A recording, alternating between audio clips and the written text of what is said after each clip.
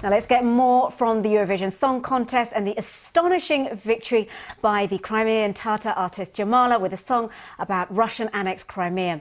The Ukrainian president hailed Jamala's unbelievable victory. To find out more, I am joined from Stockholm now by Benny Royston, a Eurovision expert. I mean, what an exciting finish. What did you think of the contest this year?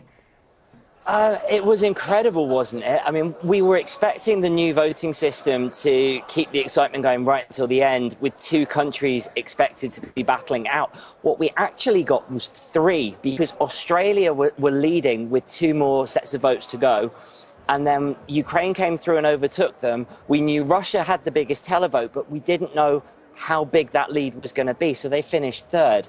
I think we were all a little bit worried that it was going to come down to Russia versus Ukraine, so it was good that Australia was in between them in the end.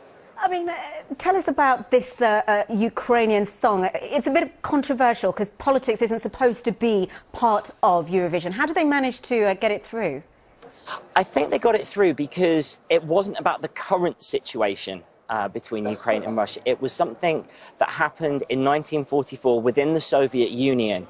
So it was about a country that no longer exists. It was about a dispute that clearly there were ramifications, and it's left a lot of pain and hurt for those people.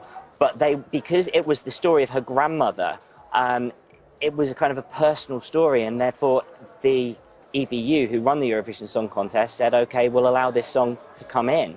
A lot of people were quite surprised that it was allowed to compete. I mean, as you said, it was quite incredible at the end. You had this face-off between Russia and Ukraine, which have their own battles in real life. But up until then, Australia had been front-runner. They must be devastated now.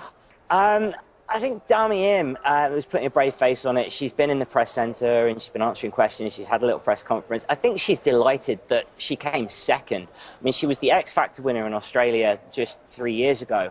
And she has, she's won the jury vote and she's top three in a show that was watched by almost 1 billion people tonight.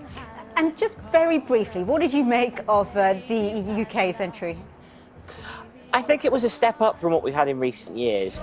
We were doing quite well on the jury vote as well. We got 54 points, which is more than we've had, I think, since 2009. And then in came the televotes, and we were wondering how high up we were going to be. And we came 25th out of 26. And it was really kind of one of the low moments of what should have been a fantastic night, and what was a fantastic night. But you've got to feel bad for Joe and Jake. We thought maybe a top 10 finish this year.